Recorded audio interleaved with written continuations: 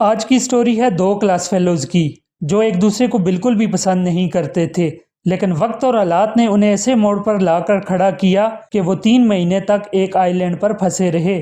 कैसे वो उस आइलैंड पर सरवाइव करते हैं, कैसे वो एक दूसरे के साथ वक्त गुजारते हैं, उनके दरमियान वहाँ क्या क्या होता है और कौन वहाँ से बचकर निकलता है, देखेंगे आज की स्टोरी में। तो चलिए मूवी को स्टार्ट करते हैं। मूवी के स्टार्ट में हम अपनी मेन कैरेक्टर ईमा को देखते हैं जो उठकर अपने स्कूल के लिए तैयार हो रही थी। ईमा बहुत ही खूबसूरत थी। वो अपने स्कूल में बहुत ही फेमस है और उसके बहुत सारे फ्रेंड्स हैं। अब अगले सीन में हम मूवी के दूसरे मेन कैरेक्टर डीएन को देखते हैं जो एक बहुत ही सुस्त लड़का है। डीएन उठकर वॉशरूम जाता है। दांत ब्रश करने के बाद वो सीधा आकर वीडियो गेम खेलने लग जाता है। अब वहाँ उसके डैड जैक आते हैं जो उसे बोलते हैं कि तुम स्कूल के लिए लेट हो जाओगे। सीन शिफ्ट होता है और हम ईमा और उसकी छोटी बहन स्टेसी को देखते हैं जिनको उनकी मां बारबरा स्कूल छोड़ने आती है। इसके बाद ईमा स्कूल पहुंचकर अपनी बेस्ट फ्रेंड लिजी से मुलाकात करती है। बातें करते हुए वहाँ एक और लड़का आता है जिसका नाम स्टीफन था। वो ईमा के पास आकर उसे हाय बोलता है। ये देखकर लिजी ईमा को छेड़ने लगती है। इसके बाद जब क्लास स्टार्ट होती है तो उनके टीचर क्रिस्टन सीन उनको बताते हैं कि कल उनका ट्रिप जा रहा है और बस पूरे 7 बजे यहाँ से ट्रिनिडैड आइलैंड के लिए निकलेगी। अभी टीचर सबसे बात कर ही रहे थे तभी ईमा क्लास में लेट आती है और पीछे से डीएन भी आकर उससे टकराता है, पर वो ईमा को सॉरी शहजादी बोलता है। अब लिजी यहाँ ईमा को बताती है कि कल डीएन भी ट्रिप पर जा रहा है और वो भी अपने डैड के पैसे की वजह से, और फिर वो डीएन को जुबान बाहर निकालकर चिढ़ाती है।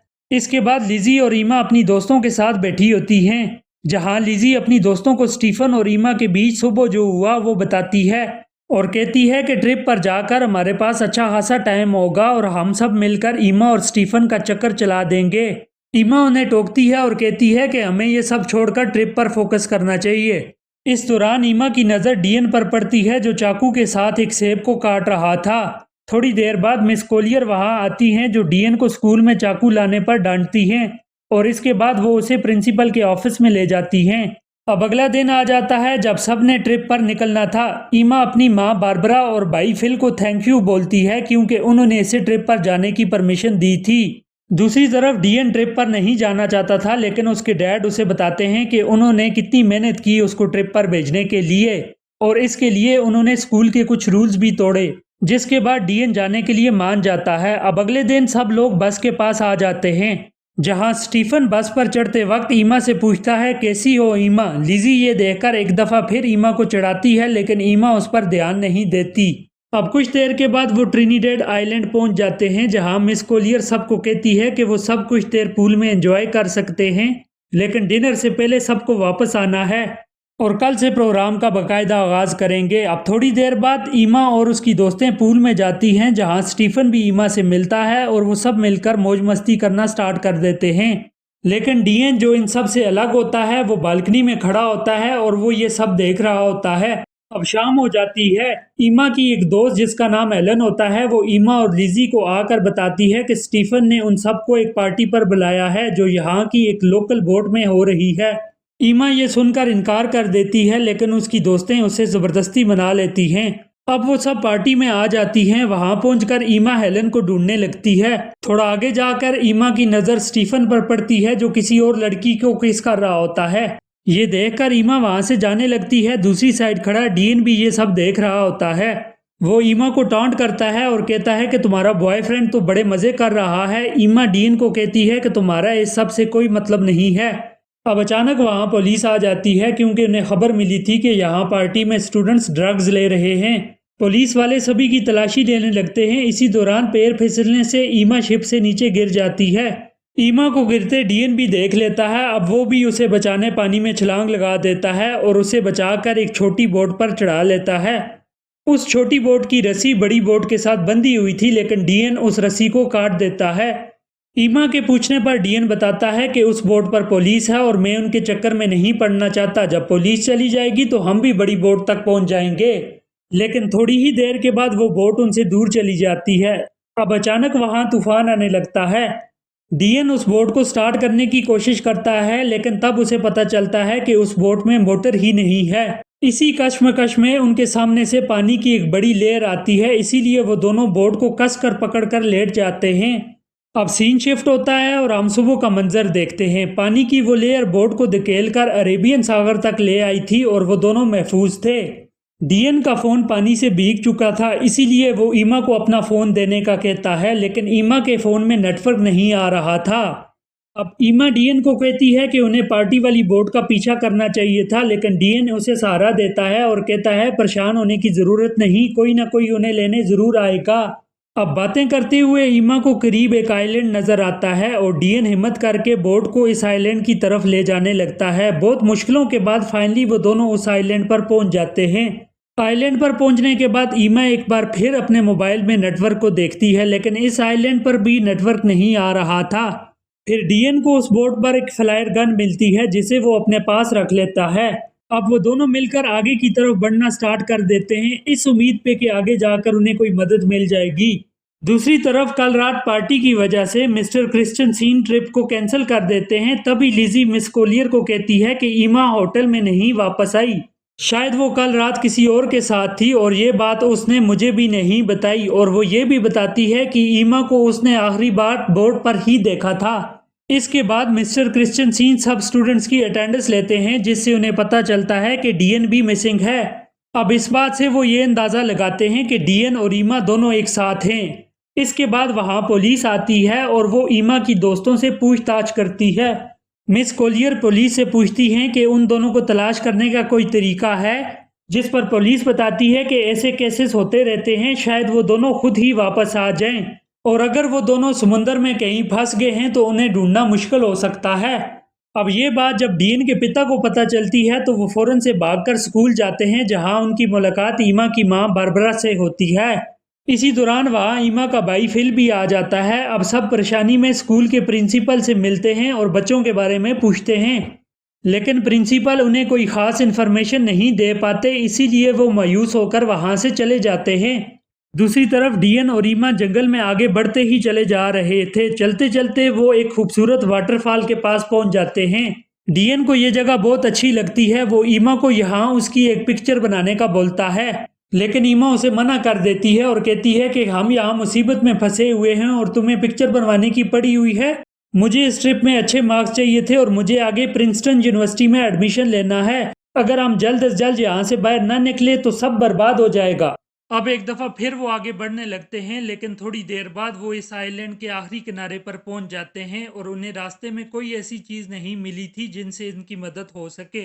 अब मायूस होकर वो दोबारा बोट की तरफ जाने का फैसला करते हैं। जब वो वापस पहुंचते हैं तो वो देखते हैं कि उनकी बोट वहां मौजूद नहीं है। समंदर की लहर उस बोट को बहाकर कहीं ले गई है। उन्हें वहां सिर्फ एक लाइफ जैकेट मिलती है, जिसे डीएन अपने पास रख लेता है। पूरा दिन चलते चलते वो दोनों थक चुके थे और अब सूरज भी ढल चुका था। अब दोनों रात यहाँ ही गुजारने का फैसला करते हैं। डीएन वहां आग जलाता है और दोनों वहां बैठ जाते हैं। डीएन की नज़र ईमा पर पड़ती है, जिसे ठंड लग रही थी, इसीलिए डीएन अपनी शर्ट निकाल कर ईमा को दे देता है। फिर वो ये डिस्कस करते हैं कि कल तक शायद उनके पेरेंट्स उन्हें ढूंढते हुए यहाँ पहुंच जाएं। इसके बाद वो दोनों सो जाते हैं। सुबह होती है और हम डीएन को देखते हैं, जिसकी आंख खुलती है और वो देखता है कि ईमा वहां मौजूद नहीं है। इसीलिए वो उठकर उसे ढूंढने लगता है। जब वो समंदर के किनारे पहुंचता है तो वो देखता है कि ईमा वहां SOS लिख रही होती है। डीएन उससे पूछता है कि तुम क्या कर रही हो, तो वो बोलती है कि तुम्हारी और अपनी जान बचाने की कोशिश कर रही हूँ। फिर वो कहती है कि हमें पीने के लिए पानी ढूंढना होगा। इसके बाद डीएन स्विमिंग करने चला जाता है और ईमा उसे देखने लगती है। अब सीन शिफ्ट होता है और हम मिस्टर क्रिश्चियनसन को देखते हैं, जो ईमा और डीएन के पेरेंट्स को बताते हैं कि पुलिस उन दोनों को ढूंढ रही है और पुलिस को एक छोटी बोट मिली है। शायद ये वही बोट है जिस पर वो दोनों मौजूद थे। यहाँ डीएन के फादर उसे कहते हैं कि अगर पुलिस के बस की बात नहीं है तो हम कोई प्राइवेट रेस्क्यू टीम को हायर कर सकते हैं। लेकिन मिस्टर क्रिश्चियनसन जैक को बोलते हैं कि पुलिस बहुत अच्छे से काम कर रही है और वो जल्द से जल्द उन दोनों बच्चों को ढूंढ निकालेगी। दूसरी तरफ अमीमा को देखते हैं, जो एक नदी से पानी ले रही होती है। उसे महसूस होता है कि उसके आसपास कोई चीज है जो उसे छुप कर देख रही है, इसीलिए वो जल्द से जल्द पानी भर के वहां से निकल जाती है। इसके बाद वो दोनों वहां दरख्त के पत्तों को लाकर एक झोंपड़ी तैयार करते हैं। और अब ईमा समंदर के पास बड़ा करके एसओएस लिखती है ताकि रेस्क्यू टीम यहाँ से गुजरे तो उन्हें ढूंढ ले। इसके बाद उन्हें वहां कोकोनट और केले का दरख्त मिलता है। डीएन कुछ केले तोड़कर ईमा को देता है और खुद भी खाता है। अब दिन के वक्त इस आइलैंड पे गर्मी बहुत ज्यादा हो जाती है। ईमा इस गर्मी में अपनी पूरी पैंट नहीं पहन सकती थी, इसीलिए वो अपनी पैंट को काट कर शॉर्ट बना देती है। अब ईमा की नजर डीन पर पड़ती है जो उस झोंपड़ी के नीचे सोया हुआ था। ईमा भी जाकर वहां सो जाती है। थोड़ी देर बाद डीएन उसकी तरफ मुड़ता है और उसके ऊपर हाथ रख लेता है। ईमा को भी अच्छा लग रहा था, इसलिए वो उसको कुछ नहीं बोलती। अब अगले दिन हम देखते हैं कि ईमा वाटरफॉल में नहा रही होती है। तब डीएन आकर उससे सन ब्लॉक क्रीम मांगता है। तो ईमा कहती है कि मैं यहाँ नहा रही हूँ, तुम दूसरी तरफ जाओ। तब डीएन कहता है कि तुमने ही मुझे यहाँ पहरेदारी करने को कहा था। तब ईमा कहती है कि इस आइलैंड में तुम्हारे अलावा कोई और भी है, इसीलिए मैंने तुम्हें कहा था। दूसरी तरफ ईमा की माँ उसे लेकर बहुत परेशान थी और न्यूज़ में भी ईमा और डीएन की ऑफिशियल खबर चलती है, जहां बताया जाता है पुलिस को लगता है कि वो दोनों मर चुके हैं, इसीलिए अब पुलिस उन दोनों की डेड बॉडीज को ढूंढ रही है। फिल घर जाने की तैयारी कर रहा था क्योंकि ईमा की छोटी बहन स्टेसी घर में अकेली थी। लेकिन इधर बारबरा की परेशानी मजीद बढ़ चुकी थी। फिल बारबरा को गले लगाता है और सहारा देता है कि ईमा जरूर मिल जाएगी। अगले दिन जैक हेलीकॉप्टर में बारबरा को साथ लेकर ईमा और डीएन को ढूंढने निकल जाता है। दूसरी तरफ आइलैंड में रात होने वाली है। ईमा डीएन को बताती है कि वो अपनी फैमिली को मिस कर रही है। इसी दौरान डीएन को वहां किसी इंसान की खोपड़ी नजर आती है। ईमा ये देखकर डर जाती है और वो कहती है कि शायद ये भी हमारी तरह यहाँ फंस गया होगा और इसकी ये हालत हो गई है, और शायद अब हमारी भी यही हालत होने वाली है। लेकिन डीएन उसे सहारा देता है और कहता है कि ये कोई मछुआरा या स्मगलर होगा जो यहाँ आकर मर गया है, लेकिन हमारे पीछे हमारी फैमिलीज हैं जो हमें ढूंढते हुए यहाँ तक पहुँचाएंगे। इसके बाद वो ईमा को भरोसा दिलाता है कि अगर हम एक दूसरे का साथ इसी तरह से देते रहेंगे तो हम यहाँ नहीं मरेंगे और जरूर हम यहाँ से जिंदा निकल जाएंगे। अब बातों बातों में डीएन ईमा को किस करने लगता है। ईमा जिंदगी में पहली दफा किस कर रही थी, इसीलिए उसे भी अच्छा लग रहा था। फिर रात होते ही डीएन सारी हदें तोड़ देता है और वो ईमा को खूब चिल करवाता है। ईमा भी पहली दफा ये सब करके बहुत खुश होती है और खूब मजे लेती है। सुबह उठकर ईमा देखती है कि डीएन वहां मौजूद नहीं है, इसीलिए वो डीएन को आवाजें देते हुए ढूंढने लगती है। ईमा घबराई हुई जंगल में डीएन को ढूंढने के लिए आगे की तरफ जाती है, जहां उसे डीएन एक गड्ढा खोदते हुए मिलता है। ईमा समझ नहीं पाती कि डीएन क्या कर रहा है। अब अचानक ईमा गिर जाती है, जिससे उसके घुटने पर चोट आ जाती है। डीएन उसकी चोट को ठीक करने की कोशिश करता है और उससे कहता है कि तुम्हें कुछ नहीं होगा। अब वो दोनों उस वाटरफॉल में नहाने लगते हैं, जहां डीएन ईमा को बताता है कि उसकी माँ एक कार एक्सीडेंट में मारे गई थी। ईमा बड़े गौर से डीएन की सारी बातों को सुन रही होती है। अब थोड़ी देर बाद वहां बारिश स्टार्ट हो जाती है। डीएन खुशी से बारिश में एंजॉय करने लगता है। ईमा भी उसे देखकर खुश हो रही होती है। अब वो दोनों उस बारिश में डांस करने लगते हैं। डांस करते करते डीएन ईमा के बालों में एक फूल लगा देता है। इसके बाद ईमा डीएन को कहती है कि उसे एक दफा फिर तूफान के मजे लेने हैं, जिसके बाद डीएन एक दफा फिर उसे एंजॉय कराने की तैयारी में लग जाता है। दूसरी तरफ न्यूज में बताया जाता है कि ईमा और डीएन को लापता हुए एक मंथ से ज्यादा का टाइम गुजर चुका है। पुलिस ने उन्हें ऑफिशियली डेड डिक्लेयर कर दिया है और उनको तलाश करना भी बंद कर दिया है। ईमा की दोस्त लिजी को लगता है कि वो अभी भी जिंदा है और ईमा की मां बारबरा का भी यही ख्याल है, इसीलिए वो एक दफा फिर जैक के साथ हेलीकॉप्टर पर ईमा को ढूंढने निकल जाती है। इसके साथ साथ वो दोनों लोगों में पंफलेट्स भी बांटते हैं, जिस पर ईमा और डीएन की डिटेल्स लिखी होती हैं। जैक बारबरा को बोलता है कि उन्होंने सब करके देख लिया, लेकिन वो दोनों कहीं नहीं मिले, इसीलिए अब उन्हें घर वापस लौट जाना चाहिए। ये सुनकर बारबरा मायूस हो जाती है, लेकिन ना चाहते हुए भी वो घर वापस लौट जाती है। दूसरी तरफ ईमा और डीएन को वहां कुछ और हफ्ते गुजर जाते हैं। वो दोनों मिलकर आइलैंड पर खूब एंजॉय करते हैं। वो समंदर में नहाते हैं और बहुत मजे करते हैं। ऐसे वो दोनों एक दूसरे के बहुत करीब आ जाते हैं और जब भी उनका दिल करता है वो पर्सनल भी हो लेते हैं। एक दफा पर्सनल होने के बाद ईमा डीएन से पूछती है कि तुमने पहली दफा ये सब कैसे किया था। तब डीएन उसे बताता है कि जब मैं स्कूल में था वहां मेरी एक दोस्त थी जो एज में मुझसे बड़ी थी। इसके बाद डीएन जो जानता था कि ईमा का पहली दफा था, वो उससे पूछता है कि तुम्हें कैसा लगा, जिस पर एमा बोलती है कि मेरा तो बहुत ही अच्छा एक्सपीरियंस रहा, लेकिन इस हलचल के अंदर रेत बहुत गलत जगहों के अंदर चली गई है। इसके बाद ईमा कहती है कि उसे एक दफा फिर से एक्सपीरियंस करना है, जिसके बाद डीएन उसकी आग को फिर से ठंडा करता है। अब वो जंगल में जाते हैं। डीएन थोड़ा आगे जाकर फल तोड़ने लगता है। इसी दौरान उन्हें प्लेन की आवाज सुनाई देती है। अब वो दोनों खुली जगह की तरफ भागने लगते हैं। डीएन वहां आकर ईमा के बैग से फ्लायर गन ढूंढने लगता है ताकि वो चलाकर प्लेन को इशारा दे सके, लेकिन उसे फ्लायर गन कहीं नहीं मिलती और तब तक वो प्लेन भी बहुत दूर चला जाता है। अब ईमा वापस आकर वो फ्लायर गन ढूंढने लगती है, लेकिन वो फ्लायर गन उसे भी नहीं मिलती।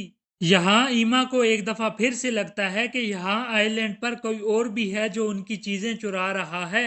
अब कुछ दिन और गुजर जाते हैं। दोनों झोंपड़ी में बैठकर बातें कर रहे होते हैं कि अब उन्हें घर जाने की उम्मीद छोड़ देनी चाहिए और यहाँ ही हमेशा एक दूसरे के साथ जिंदगी गुजारनी चाहिए। अब अचानक डीएन को किसी जानवर की आवाज आती है और वो उस जानवर को ढूंढने जंगल की तरफ जाता है। ईमा को डीएन की चिंता होने लगती है, इसीलिए वो भी उसके पीछे पीछे जंगल की तरफ जाने लगती है। डीएन आगे जाकर देखता है तो उसे ब्लैक पैंथर नजर आता है, जिसे देखकर वो तेजी से दूसरी तरफ भागता है। भागते भागते वो एक जगह गिर जाता है। जब ईमा वहां पहुंचती है तो वो देखती है कि डीएन के पास एक चाकू होता है और वो खून से लथपथ होता है क्योंकि उसने ब्लैक पैंथर को मार डाला है। इसके बाद हम दूसरी तरफ देखते हैं कि ईमा की दोस्त और उसकी फैमिलीज ने उन दोनों के बगैर जिंदगी गुजारनी स्टार्ट कर दी है और ईमा और डीएन ने भी उस आइलैंड पर जीना सीख लिया है और यहाँ ही अपनी पूरी जिंदगी गुजारने का फैसला कर लिया है, क्योंकि उन्हें जो उम्मीद थी कि उन्हें यहाँ कोई बचाने आएगा वो अब तक खत्म हो चुकी है। उन्होंने शिकार करना सीख लिया है। वो उसी झोंपड़ी में रहते हैं जहाँ वो खूब मजे करते हैं। फिर एक दिन ईमा को उल्टियाँ लगती हैं। डीएन उससे पूछता है कि क्या तुम प्रेग्नेंट हो? ईमा बोलती है कि नहीं, ये तो बस ऐसे ही उल्टियाँ हो गई। इसके बाद ईमा अच्छा महसूस करने के लिए डीएन के साथ लेट जाती है। तभी उसकी सब खोई हुई चीजें ऊपर से गिरने लगती हैं और जब वो ऊपर देखते हैं तो वो एक बंदर होता है जो उनकी चीजें नीचे फेंक रहा होता है। उस बंदर के हाथ में वो फ्लायर गन भी होती है जो डीएन कुछ दिन पहले ढूंढ रहा था। अब ईमा वहां से एक केला तोड़कर बंदर को दिखाती है और वो बंदर वो फ्लायर गन नीचे फेंक देता है।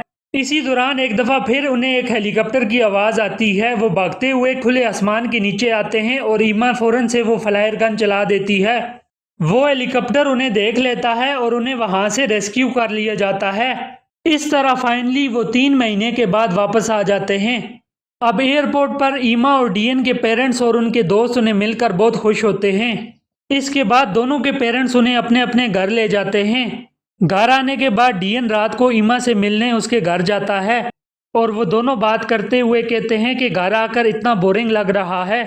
यहाँ डीएन एक दफा फिर ईमा को किस करने लगता है, लेकिन ईमा किस नहीं करती और कहती है कि हर 10 मिनट के बाद उसके पेरेंट्स उसे मिलने आ रहे हैं, शायद तुम्हें यहाँ से चले जाना चाहिए। और कहती है कि हमारे आने की खुशी में मेरे पेरेंट्स ने एक पार्टी रखी है और तुम्हें भी उस पार्टी में आना होगा। अब अगले दिन पार्टी स्टार्ट होती है जहाँ ईमा के पेरेंट्स उसके वापस आने के बारे में लोगों को बता रहे होते हैं।